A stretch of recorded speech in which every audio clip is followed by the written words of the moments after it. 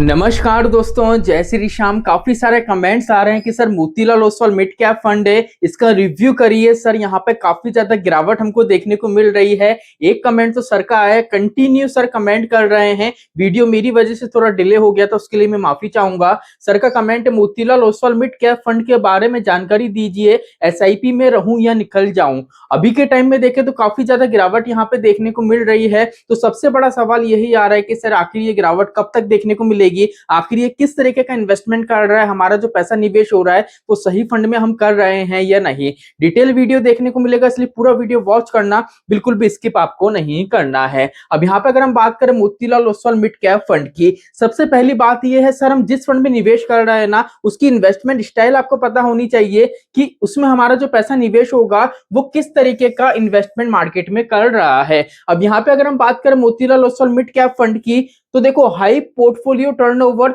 Momentum और growth पर focus, aggressive cash call. अब इसका मतलब क्या है? इसका मतलब अगर हम सीधे तौर पे देखें तो हाई पोर्टफोलियो टर्नओवर, कभी भी अगर आप इसका पोर्टफोलियो टर्नओवर चेक करोगे ना तो वो आपको ज्यादा ही दिखेगा, इसकी कैटेगरी से भी ज्यादा दिखेगा। क्यों? क्योंकि एक टाइम था जब ये फंड क्या करता था, एक स्टेबिलिटी प्रोवाइड करता था। लेकिन यहाँ पे क्या हुआ था, 2024 के बाद से अगर 2025 के स्टार्टिंग में देखें तो यहाँ पे इनकी जो इन्वेस्टमेंट स्टाइल है इसको चेंज कर दिया था और काफी ज्यादा अग्रेसिव इन्वेस्टमेंट अब हमको यहाँ पे नजर आता है।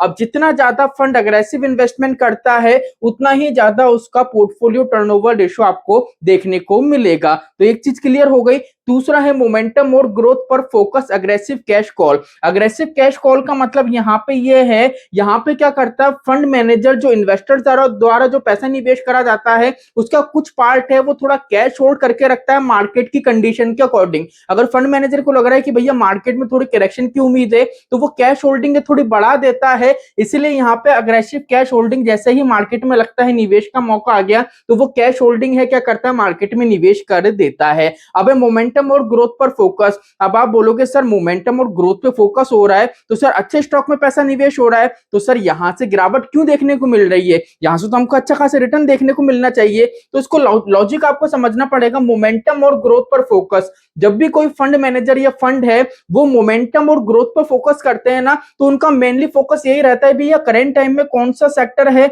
जो मार्केट में अच्छा परफॉर्म कर रहा है और उस सेक्टर में कौन से स्टॉक है जो मार्केट में अच्छा परफॉर्म कर रहे हैं। अब नॉर्मल सी बात है, कोई अगर कोई अच्छी चीज होगी तो नॉर्मल सी बात है वो सस्ती तो आपको मिलेगी नहीं, वो महंगी वैल्यू पे मिलेगी। तो यहाँ पे क्या होता है, जो स्टॉक को बाय करा जाता है ना वो हाई वैल्यूएशन पे करा जाता है, ना कि लो वैल्यूएशन पे, क्योंकि जितने अच्छे स्टॉक्स होंगे उसका वैल्यू उतना ही बड़ा होगा। अब क्या होता है, एक बार मान लीजिए इनने कोई स्टॉक उनको अच्छा लगा, मोमेंटम अच्छा है, ग्रोथ अच्छी है, तो वहां पे क्या कर लिया उन्होंने, उसको पोर्टफोलियो में शामिल कर लिया। अब पोर्टफोलियो में शामिल करने के बाद क्या, मान लीजिए अगर मार्केट में सडनली कोई करेक्शन आ गया या लंबे टाइम के लिए कोई करेक्शन आ गया, तो वहां पे क्या होता है, जब भी करेक्शन आता है तो नॉर्मल सी बात है इंडेक्स डाउन जाता है। तो उस कंडीशन में क्या होता है भैया, एक तो हाई वैल्यू पे हमने फंड ले रखा है, स्टॉक ले रखा है, तो नॉर्मल सी बात है करेक्शन के टाइम में वो डाउनफॉल हमको देखने को मिलेगा। इसीलिए इस फंड में क्या है भैया, जब भी मार्केट में गिरावट होती है तो गिरावट तेजी से देखने को मिलती है, और जब भी मार्केट में रिकवरी होती है तो यहाँ पे रिकवरी भी काफी अच्छी तरीके से देखने को मिलती है।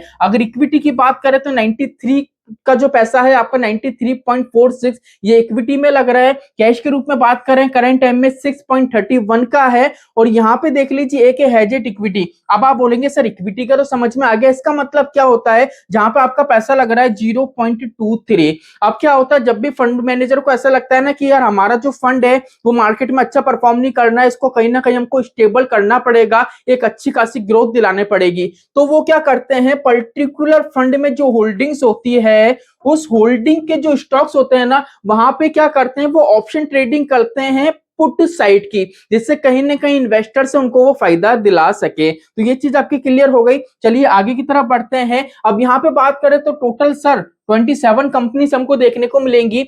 उसके इंडेक्स में 150 कंपनी होती है, लेकिन फंड मैनेजर यहाँ पे मिनिमम से मिनिमम 27 स्टॉक्स में हमारा पैसा निवेश कर रहा है, जिसके अगर असेट्स एलोकेशन की बात करें तो लार्ज कैप में देख लीजिए 18 के आसपास का है, मिड कैप में 74 के आसपास का, और स्मॉल कैप का वेटेज नहीं है। अब यहां से आप ये देखो कि भैया फंड मैनेजर की जो इन्वेस्टमेंट प्लानिंग है ना कितनी अच्छी है और काफी स्ट्रॉन्ग आपको देखने को मिलेगी।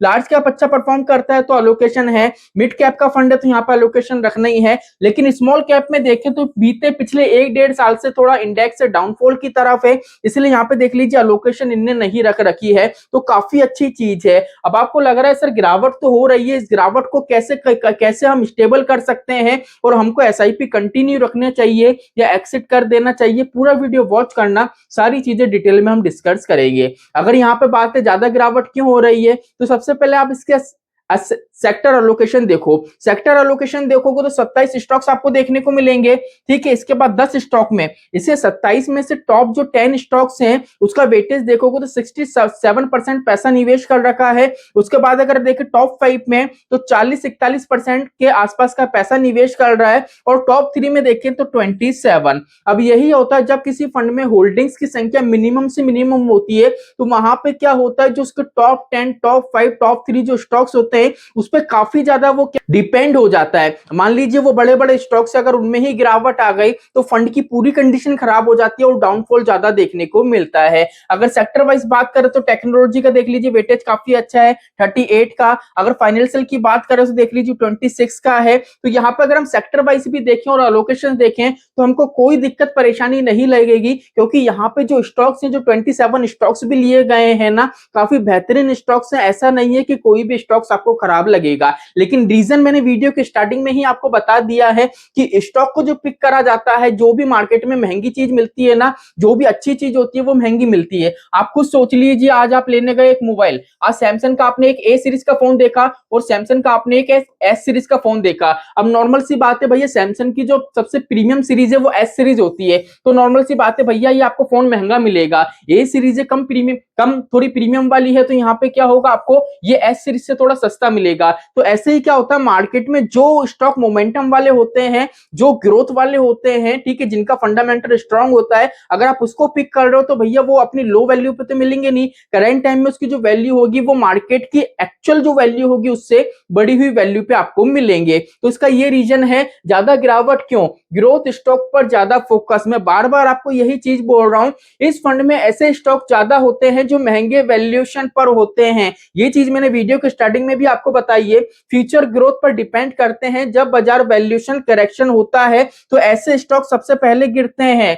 अगर 2-3 बड़े शेयर गिरते हैं तो पूरा फंड दबाव में आ जाता है। यहां तक की चीजें सारी क्लियर हो गई, चलिए आगे बढ़ते हैं। अब यहाँ पे लिखा है हाई वॉलेटिलिटी, ज्यादा उतार चढ़ाव क्यों देखने को मिलता है, high risk high return category में आता है। देखो, अगर यहाँ पे मार्केट में तेजी आती है ना, तो यहाँ पे तेज तेजी देखने को मिलेगी और उतनी ही तेजी से गिरावट, ये दोनों चीजें समान हैं। अगर आपका विजन लॉन्ग टर्म के लिए है तो ये ज्यादा चीजें मैटर नहीं करती हैं, क्योंकि एक फंड अगर डीप में जा रहा है तो अभी के टाइम में आपको मौका है भैया पैसा निवेश करने का। पैसा नहीं है आपके पास तो नॉर्मल सी बात है, कोई दिक्कत नहीं, जितना डीप में जा रहा है उसको जान दो। लेकिन ये चीज सोचो कि एक्चुअल में हमने जो फंड में निवेश कर रखा है, कंप्लीट यहाँ पे फंडामेंटल अच्छा स्ट्रॉन्ग है, स्टॉक्स अच्छे हैं, लेकिन जब इंडेक्स ही डाउन जा रहा है तो नॉर्मल सी बात है, हमारा फंड है जिसमें हमारे फंड में जो स्टॉक कैरी करे गए हैं उसका वैल्यूएशन तो ऑलरेडी हाई है। लेकिन ऑलरेडी हाई है इसका मतलब है हमारे जो स्टॉक्स है काफी अच्छे हैं। तो नॉर्मल सी बात है भैया, मार्केट जब रिकवरी मोड में आएगा ना तो यहाँ पर अच्छा खासा पॉजिटिव वे में हमको ग्रोथ देखने को मिलेगी। लेकिन आप ये सोचो कि सर अभी करंट टाइम में हमको नुकसान हो रहा है, तो ध्यान रखना, म्यूचुअल फंड में अगर निवेश कर रहे हो तो म्यूचुअल फंड का कड़वा सच है, अगर आप निवेश कर रहे हो 1 साल 2 साल 3 साल तो यहाँ पे आपका प्रिंसिपल है वो भी डाउन जाता हुआ आपको नजर आएगा। इसीलिए बोला जाता है जितना लंबे समय के लिए निवेश करोगे म्यूचुअल फंड में उतना ही अच्छा कॉर्पस क्रिएट कर सकते हो और कंपाउंडिंग का बेनिफिट आपको देखने को मिलेगा। यहाँ पे साफ तौर पे मैंने लिख रखा है धैर्य, धैर्य रखोगे तो फायदा होगा, लंबे समय के लिए निवेश करोगे तो, और जल्दबाजी करोगे ये लगेगा कि सर मार्केट में गिरावट आ रही है सेल कर देता हूं, तो भैया नुकसान यहाँ पे आपका हो सकता है। तो कंप्लीट यहाँ पे मैंने रिव्यू करके आपको बता दिया, ऐसा बिल्कुल भी नहीं है कि इस फंड को आपको एक्सिट करना चाहिए। फंडामेंटल देखें तो काफी ज्यादा स्ट्रॉन्ग इस फंड का नजर आएगा। अब ये वीडियो एजुकेशन पर्पस के अकॉर्डिंग है। अगर आप मेरी बात करें तो मैं एमफी रजिस्टर्ड एनएसएम सर्टिफाइड जो रुपीजी कंपनी है उसमें म्यूचुअल फंड डिस्ट्रीब्यूटर हूं, और जेट फंड की जो कंपनी है उसमें मैं एक्सपर्ट भी हूं। अगर सिंपली आप चाह रहे हैं कि सर मेरा जो म्यूचुअल फंड पोर्टफोलियो है आप रिव्यू करिए, तो सिंपली डिस्क्रिप्शन में मोबाइल मोबाइल नंबर मिल जाएगा। वहां पे आपको कॉल नहीं करना है, व्हाट्सएप पे मैसेज करना है। प्रोसेस में आपको बता देता हूं, जैसे ही आप मैसेज करेंगे तो आपको यहाँ पे 250 रुपीज की कॉस्ट रहेगी। कॉस्टिंग क्यों है उसका डिटेल में मैं बता देता हूं। सबसे पहले क्या होगा, आपको कॉल करा जाएगा, कंप्लीट आपकी डिटेल, आपकी इन्वेस्टमेंट की डिटेल, आपका फ्यूचर का गोल, आपकी रिस्क से सारी डिटेल आपसे ली जाएगी। उसके बाद वहां पे आपके पोर्टफोलियो पे वर्क करा जाएगा। 2 से 3 दिन के बाद आपको पीडीएफ फाइल प्रोवाइड करी जाएगी, पोर्टफोलियो आपको दिया जाएगा। उसके बाद वापस से कॉल पे डिस्कस करा जाएगा, अगर आपके कोई डाउट्स हैं तो वो क्लियर करे जाएंगे और पोर्टफोलियो को आपको समझाया जाएगा। इसलिए यहाँ पे जो कॉस्टिंग हमने रखी है वो 250 रुपीज की रखी है, बिल्कुल मिनिमम सी। बिकॉज अगर मैं बात करूं तो रजिस्टर्ड पर्सन हूं, एमफी रजिस्टर्ड एक म्यूचुअल फंड डिस्ट्रीब्यूटर हूं, इसलिए यहाँ पे मिनिमम से मिनिमम मैंने चार्जेस रखे हैं। सिंपली आप किसी भी ब्रोकर से निवेश करो, चाहे आप डायरेक्ट निवेश करो चाहे रेगुलर करो, आपका जो फंड है, आपका जो पोर्टफोलियो है, आप इजीली इसको रिव्यू करवा सकते हैं। अब मान लीजिए सर हमको एक वीडियो देखनी है कि पराग पारिक फ्लेक्सी कैप फंड है, अगर उसका रिव्यू का वीडियो देखना है तो सिंपल इस वीडियो पे क्लिक करो। अगर शो नहीं हो रहा है तो वीडियो अपलोड नहीं हुआ है, अगर शो हो गया तो मतलब वीडियो अपलोड हो चुका है। तो चलिए आज के लिए इतना ही, मिलते हैं हमारी नेक्स्ट वीडियो में। जय श्री श्याम दोस्तों, जय श्री राधे।